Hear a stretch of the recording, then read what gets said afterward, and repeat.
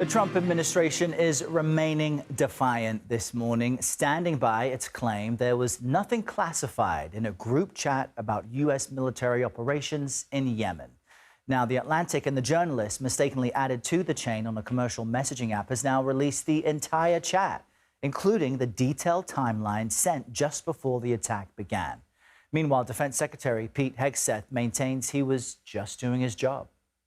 My job, as it said atop of that, everybody's seen it now, team update, is to provide updates in real time, general updates in real time, keep everybody informed. That's what I did. That's my job. We have team coverage for you on this morning across Washington. Natalie Brand is tracking the White House's response, and Nikole Killion is tracking lawmakers on the Hill. But let's begin with Charlie D'Agata at the Pentagon. Charlie, good morning to you. The Secretary's statement seems to echo what we heard from the Pentagon yesterday. But you wonder, isn't there another way for a defense secretary to communicate operational updates to his team? What are you hearing from your sources? Yeah, you know, Errol, when you hear him say he was doing his job, yes, he was doing his job. He was communicating with the principals, as we call them, the people that should be involved in that kind of conversation. It was how he was doing his job that is under question here at the Pentagon.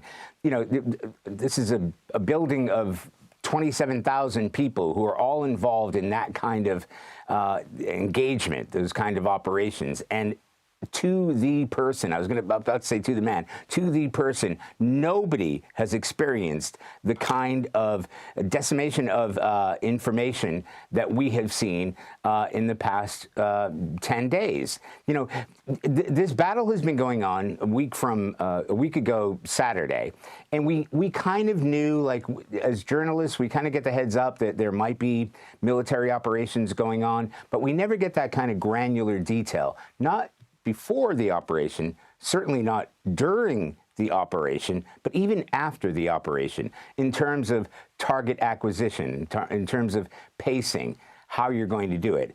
And what shocked me and shocked others in this building was the TikTok. We knew from that chat group on Signal, on an unclassified or unsecured channel, exactly when those F-18s took off, exactly what they were targeting, exactly where they would be at what time. More than that, the Tomahawk cruise missiles, this was in the chat. The drones that were taking off.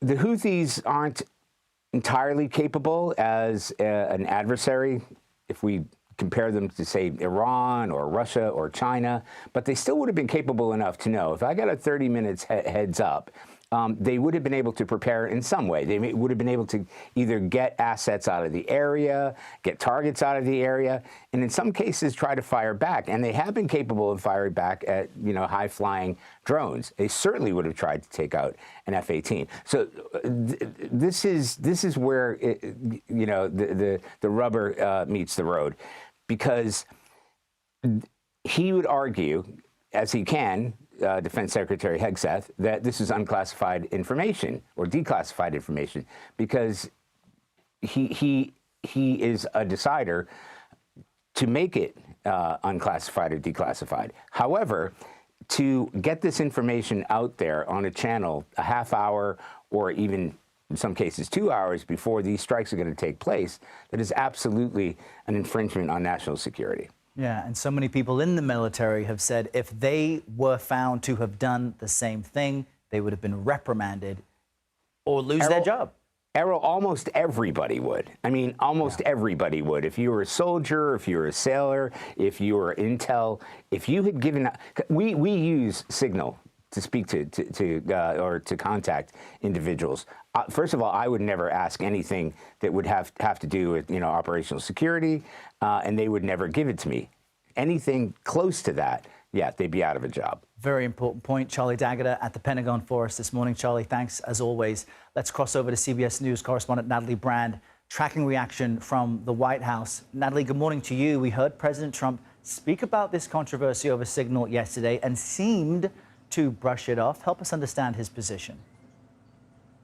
Yeah, the White House continues to try to downplay this incident. The president yesterday calling the media coverage of it a, quote, witch hunt. But notably, President Trump, when asked by reporters, also said he does not oppose an inspector general's report into what happened, saying he wants to learn whether there was a mistake or a larger issue with Signal, the messaging app that was used. And as for, the latest Atlantic article published yesterday, which gave more details about what Defense Secretary Hegseth posted regarding the exact timeline, assets used in this military operation, the president was asked whether he still thinks that information that was shared was not classified. Here's what he had to say.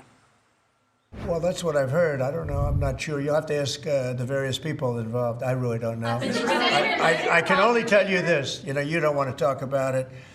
The Houthis have been horrible to the world. What they've done, killed a lot of people. They have been hit harder than they've ever been hit. And they want us to stop so badly. And they've got to stop. Again, the president and White House trying to play up the success of the strike, saying, nothing happened. He also yesterday defended Defense Secretary Hegseth, saying he's doing a great job. But when asked whether he will ask Hegseth to review whether the information shared should have been classified, he said yes, he would do that. Errol. All right, Natalie Brand with the latest from the White House. Let's jump over to CBS News Congressional correspondent Nikole Killion on Capitol Hill. Nikole, good morning to you. In what was one of the most significant developments yesterday, you had the Republican chairman of the Senate Armed Services Committee, that's Roger Wicker, call for an independent review of this security lapse. Help us understand why that's so relevant. Yeah, well, just to be clear, it's obviously an attempt to get more information about what happened, and he is asking for an expedited inspector general review, so not necessarily independent from the standpoint of going to an outside entity, but hoping that, for instance, the Pentagon may be able to expedite a watchdog review of this incident, given the involvement of the Secretary of State and obviously his jurisdiction as the Senate Armed Services Committee chair. So that is the hope. They're also seeking to get a classified briefing from administration officials, and of course, they would like to get their hands on more information with respect to this chat, including potentially the chat itself. So that is what Roger Wicker and his counterpart Jack Reed on the Senate Armed Services Committee are pursuing. I would note, though, there are other congressional members who are calling for investigations as well. Senator Coons of Delaware, among the latest, who also call for an IG review of this incident. There's also a lot of concern about whether records were preserved from this incident or will be preserved from this incident. So there are many calls on all sides for a more extended review of what went wrong. Yeah, the pressure certainly is on. Nikole, thank you very much.